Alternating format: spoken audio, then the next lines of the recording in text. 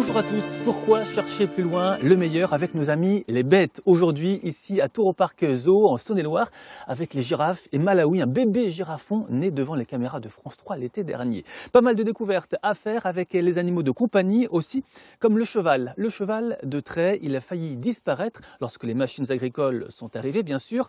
Mais dans la forêt de la Joux, dans le Jura, Jean-Louis et Maël ont toujours besoin d'eux pour travailler dans des endroits inaccessibles sans les chevaux.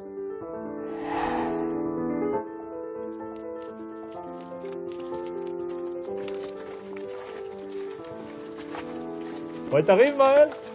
Ah oui, super. Bon. On va aller de l'autre côté de l'autre berge là-bas, on va prendre les deux chevaux. On attachera Taranis et on va bosser plutôt avec les trames. Allez. Un pas à gauche. Allez. Allez. Bravo. Bien ça. Et à droite. Vas-y, doucement. Puis après, tu recrocheras sur la dernière, tu me poseras la chaîne là-bas au-dessus. Tu te méfies, tu te mets là-bas assez haut, sécurité. Allez. Allez, en place. Voilà. Voilà. Doucement. Oh, doucement, voilà. Allez. Bien à gauche. Voilà. Doucement. Bon, c'est bon, vas-y comme ça, et puis tu ramèneras les deux chaînes après. Le cheval excelle dans ce genre de milieu-là. À gauche, à gauche. Voilà, bon garçon. Doucement. Il a une mobilité qui est extrême, donc ce qui permet, sans que l'animal avance, de pouvoir partir à gauche ou à droite, donc préserver en plus le peuplement en place. Allez. Eh bien, bravo.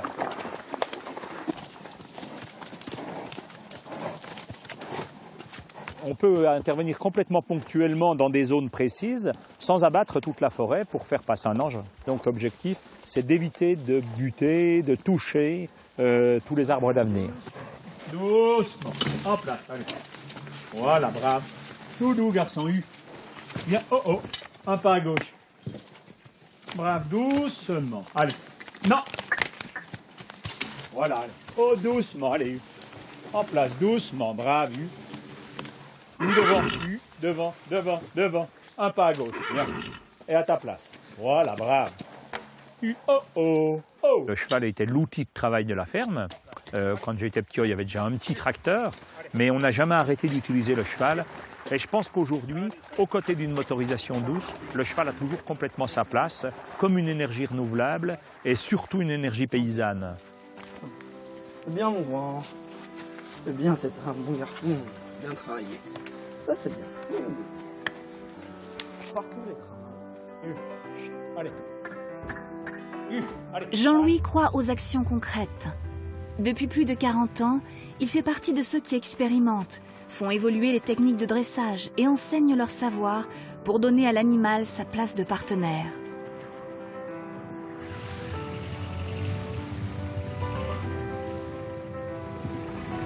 Quelques kilomètres en contrebas, la troupe Géole se retrouve.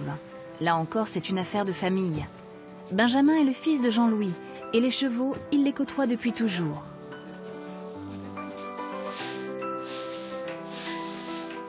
Autour de lui, il y a Marine, Valentine, Nicolas, Kevin.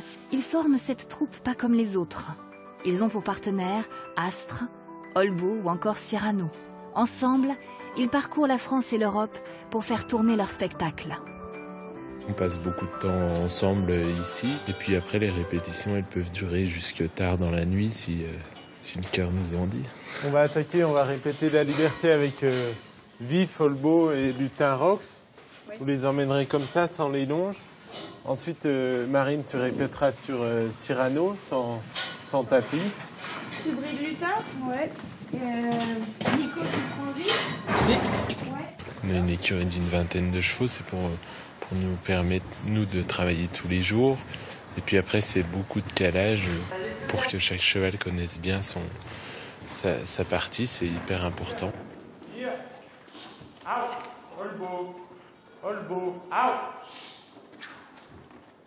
Et out. Oh, en arrière. En arrière. Et oh, bien. Ils font des choses exceptionnelles avec nous, comme les cabrioles ou les debout. On n'a pas vraiment l'habitude de le voir. Olbo. Oh, brave. Olbo. Oh. Et hop. Oh.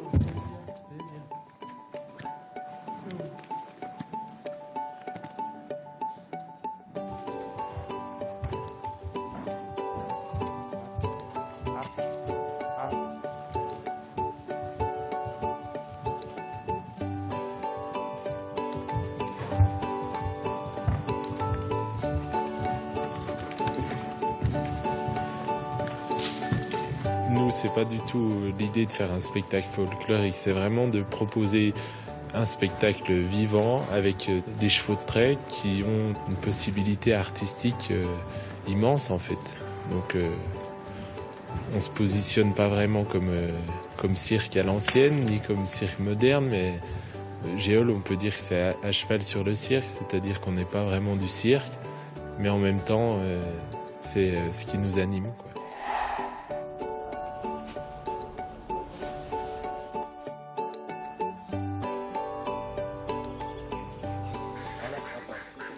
Clémence, vous allez nous servir de guide ici à Tours au Parc. On peut voir les animaux de très près et même les nourrir. Alors oui, effectivement, on a mis en place quelques formules comme ça qui permettent à nos visiteurs d'aller au plus près des animaux, aller distribuer un petit goûter, participer à l'entraînement, etc. Et donc là, notamment les VIP qui peuvent donner le petit goûter au makikata. Et qu'est-ce qu'ils mangent là? Alors là, c'est des petits morceaux de fruits, parce qu'ils adorent les fruits.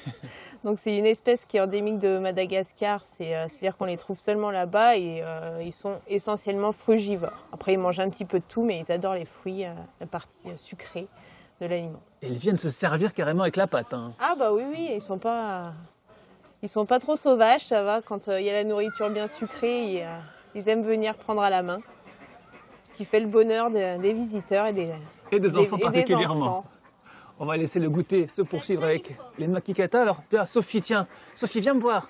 Toi, tu es en train de donner à manger aux animaux. Qu'est-ce que tu fais? Tu peux me raconter ce que tu fais? Je suis en train de donner à manger aux animaux. Et c'est quoi comme animal? Des lémuriens. Alors, ça fait quoi de donner à manger à des animaux comme ça? Ça fait peur?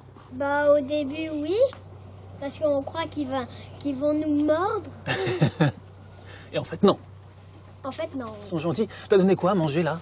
Une figue sèche. Une figue sèche. Et là, ils sont partis. Ils en veulent pas. Ils ont bien mangé, je crois. Tu les as bien nourris. Bravo, Sophie. Nous, on va continuer à explorer cette complicité entre l'homme et l'animal avec le cheval et du ski joring. Pour ça, il faut de la neige, direction le Jura. Le ski joring, c'est du ski et du cheval. Donc de l'équitation et du ski. On pourrait appeler ça de l'esquitation. Regardez.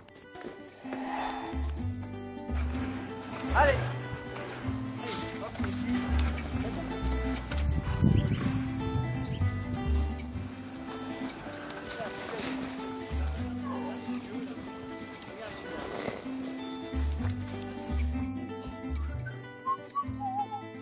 On fait du ski joring avec Jolicoeur, ça fait à peu près une dizaine d'années, mais au centre équestre familial, on a toujours fait ça. Parce qu'en fait, on a toujours été dans le ski. Moi, j'ai fait de la compétition, le ski de fond. Et puis, comme j'avais la passion du cheval, ça m'a toujours amusé de faire ça à mes chevaux. Et il est calme, il est puissant. Bon, après, si on recherche de la vitesse, il va manquer un peu de vitesse quand même. Je mets les guides. Alors, le principe du ski joring, c'est simplement de s'amuser sur des skis avec un cheval. Nous, on le pratique dans le cadre d'une école élémentaire d'équitation. Donc, on adapte la pratique à monsieur et madame tout le monde. Ces 2 dernières semaines, j'ai eu des groupes qui sont venus. Et ça nous a permis de faire avec une vingtaine de personnes du ski joring. Là, aujourd'hui, moi, j'ai pris mes skis de fond. Bon, on peut venir avec un surf, on peut venir avec des skis alpins, avec des curving, on peut venir avec tout ce qui glisse.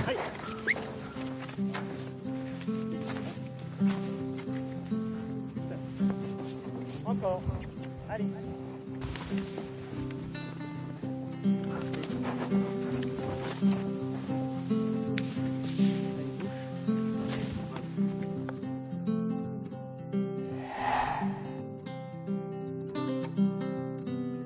nous retrouvons Clémence ici à Romanèges-Thorens, dans un parc animalier où il y a des animaux très surprenants. Faites-nous les présentations.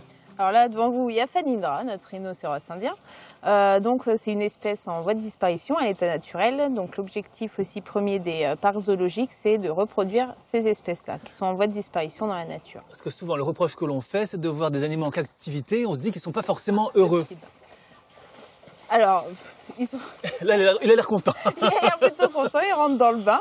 Effectivement, alors il y a des espèces en EEP, les plans d'élevage européens. Donc là, notamment pour cette espèce-là, rhinocéros indien, on a eu l'arrivée récente de 2 femelles qui, à long terme, pourront se reproduire avec notre mâle. Et donc on espère de belles naissances à venir. Ce qui est le cas pour les girafes comme pour les rhinocéros. Voilà, c'est ça. Girafe, il y a plein d'autres espèces, hein, même des plus petites qu'on ignore. Mais là, forcément, les grosses bêtes, on s'en rend vite compte, mais il y a plein d'autres espèces qui sont en voie de disparition, il y en a de plus en plus. Alors une petite colle, savez-vous depuis quand pour dater la présence des animaux dans la région? Ça c'est difficile à savoir. Eh bien je vais vous emmener au pied de la roche de Solutré, pas très loin d'ici d'ailleurs. On date à 200 000 ans la présence d'animaux, puisqu'en 1866, un Mâconnais a trouvé au pied de la roche de Solutré 100 000 ossements de chevaux notamment. Il expliquait leur présence par le fait qu'il y avait de la chasse à l'abîme. Les humains couraient derrière eux et pris au piège, ils sautaient de la falaise. En fait tout ça n'est qu'une légende, un mythe, comme nous allons vous le raconter. En vérifiant quand même une vérité, c'est qu'il y a toujours des chevaux aujourd'hui, une race polonaise qui descend de ses lointains ancêtres.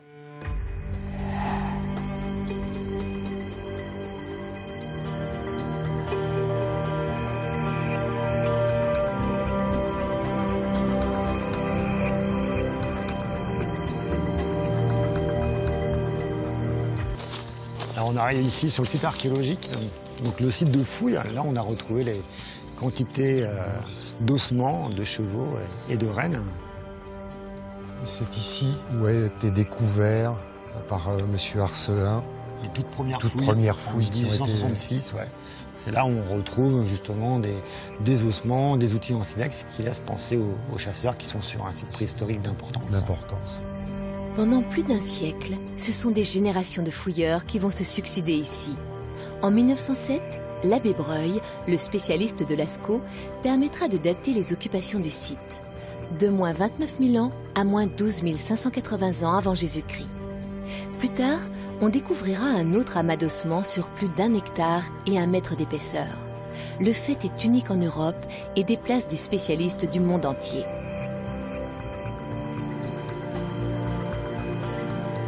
Et c'est M.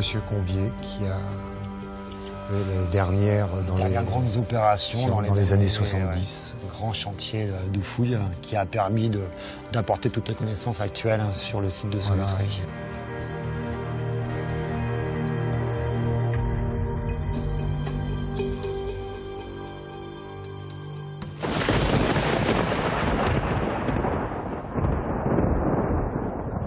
Imaginez, nous sommes 20 000 ans avant Jésus-Christ. Les grandes migrations d'automne ont débuté, l'heure de la chasse a sonné. Les hommes traquent et guident les chevaux au sommet de la roche. Acculés, les animaux paniquent et se jettent dans le vide. C'est la chasse à l'abîme.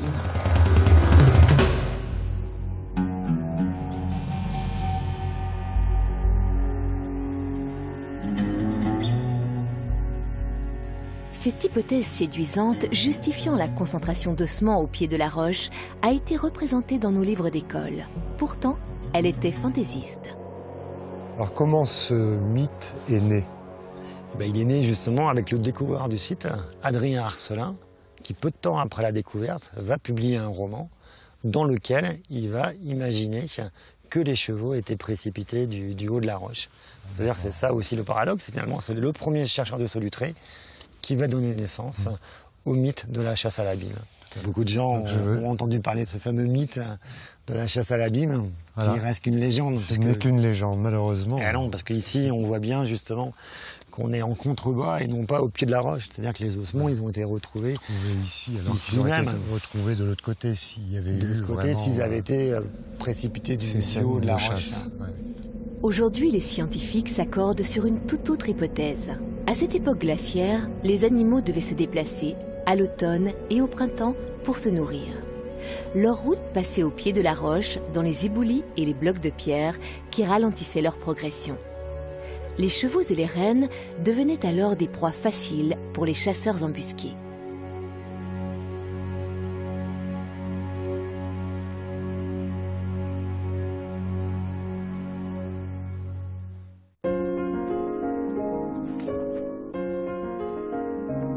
Quand j'ai des scolaires, j'emmène des enfants, je leur dis ouvrez les yeux, ouvrez les yeux, ouvrez les yeux. Voilà.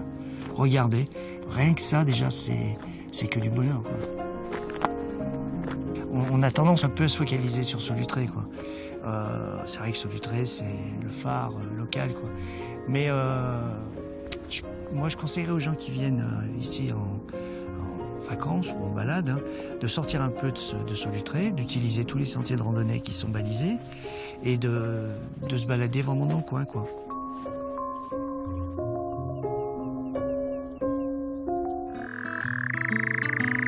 Je n'ai pas toujours fait ça. Non, j'ai travaillé dans un grand groupe et puis arrivé à un moment où je ne trouvais plus aucun intérêt. Donc je me suis lancé dans cette activité et c'est vrai que depuis c'est un véritable bonheur, quoi, parce que travailler toujours dans ce milieu avec des gens qui sont en vacances, ouais, c'est du bonheur, quoi, que du bonheur. Alors. Vous venez prendre des nouvelles? Ouais, je viens voir un peu comment ça se passe. Comment vont les bêtes. Voilà. Donc ces petits chevaux qui viennent de Pologne. Voilà, Konik Polski. Donc c'est bien un cheval qui est très lié génétiquement au cheval préhistorique qui était chassé ici du coup, avec le renne. Il a été croisé plusieurs fois avec du cheval domestique, mais il y a quand même un lien génétique fort avec le cheval préhistorique. Donc le but vraiment de l'animal, pour nous c'est un outil de gestion, pour pouvoir garder ce qu'on dit le milieu ouvert en fait, puisque le buis qui pousse là naturellement a tendance à reconquérir ce milieu. Et si on laissait la nature faire, finalement quelque part le milieu se refermerait totalement jusqu'au boisement. Hein, on aurait vraiment une forêt qui pousserait ici. Donc du coup les chevaux ici, mais les chèvres à Vergisson, hein, donc juste de l'autre côté, et puis même les moutons sur d'autres monts permettent de garder ce milieu ouvert, empêchent le buis de se développer. Et puis voilà, puis bientôt la transhumance. Voilà. Grand moment. Bientôt la grande balade grand moment de entre sport. Les deux roches. Voilà, donc vous les emmenez là-bas alors? On les met là-bas, parce que du coup, on commence à avoir moins d'herbe quand même sur ces pâtures-là, sur la roche de Solutré, là.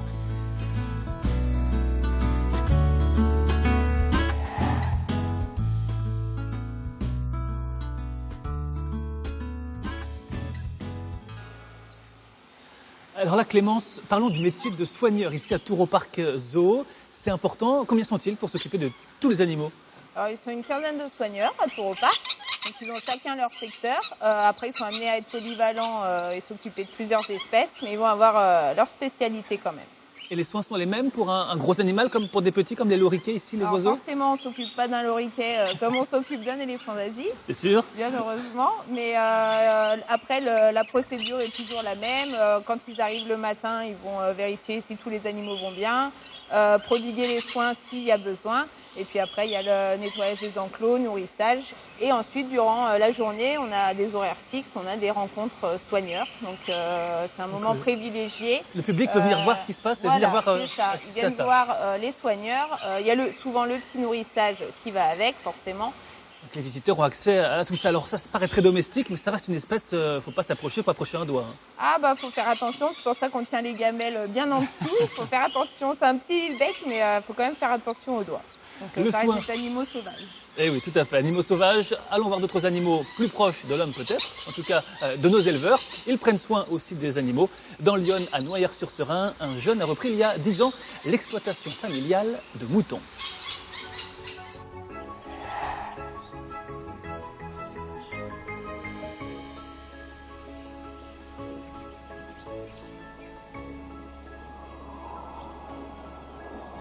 Ma mère dit gentiment qu'on a le chromosome du mouton, mais j'y ai pas échappé et j'en suis très heureux parce je fais un métier qui est très dur mais passionnant. Ce métier est riche de découvertes tous les jours. Nous sommes ici une ferme de polyculture élevage, c'est-à-dire que la culture nous donne des grains qui nous permettent de donner à manger à nos bêtes. On travaille en hyper raisonné, on est en phytothérapie. Donc on fait de la prévention plus que du curatif. Et puis la dernière chose, moi je suis tourné vers ce qu'on appelle de la vente directe. Je livre mes agneaux moi-même au restaurateur.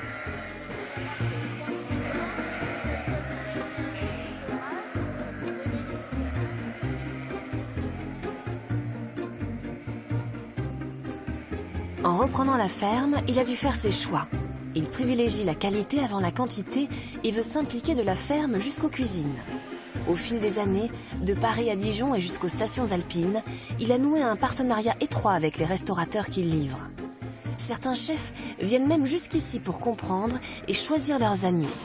Aujourd'hui, il reçoit la visite de Holly Clark et Valentin Vasseur, qui arrivent de leur restaurant parisien, une vraie reconnaissance pour Guillaume.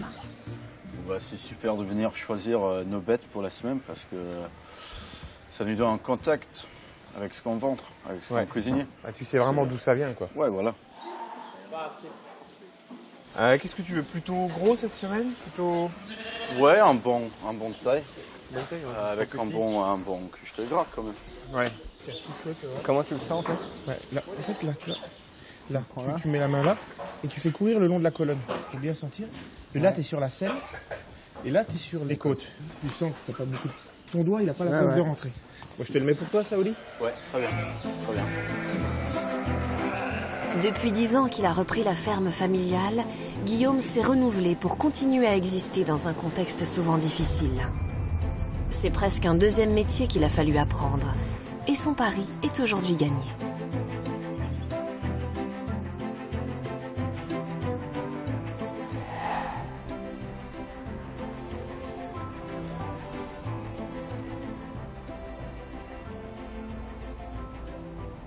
Et je vous présente mon nouvel ami, c'est Guinness, un chameau qui vient d'Asie. Alors on va voir des animaux plus familiers, pas d'émission sur les animaux sans des chiens, des huskies, dans le parc du Haut-Jura, les Hautes-Combes. Nous allons retrouver Claire et Christophe. Ils ont acheté un premier chien husky et se sont lancés depuis. Ils sont handlers, en français on dit tout simplement éleveurs. Tu manges pas l'écharpe, hein? Non, non, pardon.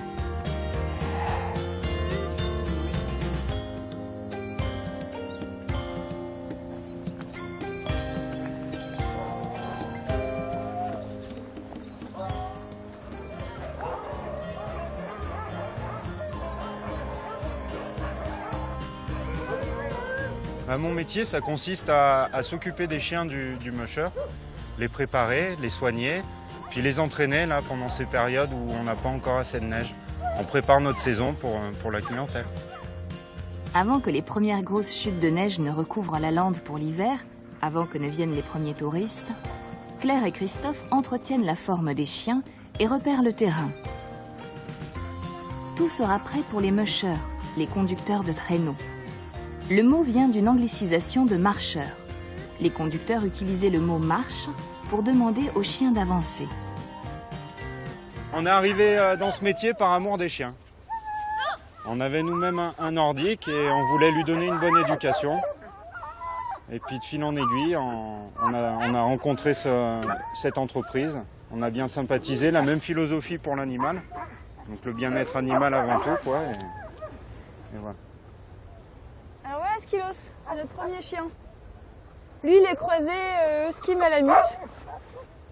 Et on a d'abord essayé d'en faire un chien de compagnie. Et puis finalement, on l'a attelé.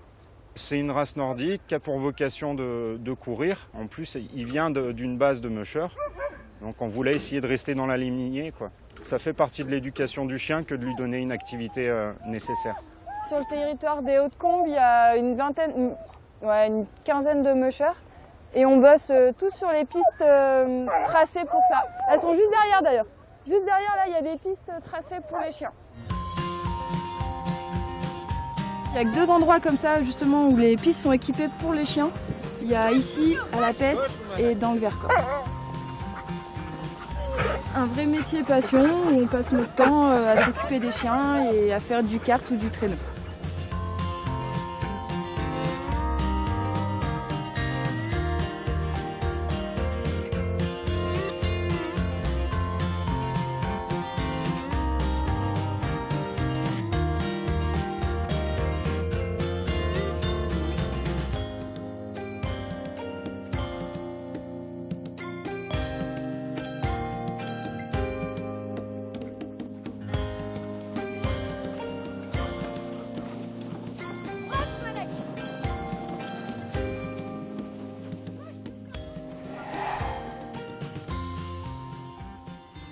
pour rendre visite à tous ces animaux. Touroparc est ouvert toute l'année. Retrouvez nos émissions en intégralité sur pourquoichercherplusloin.fr sur internet pour voir la vie en rose. Pourquoi chercher plus loin ?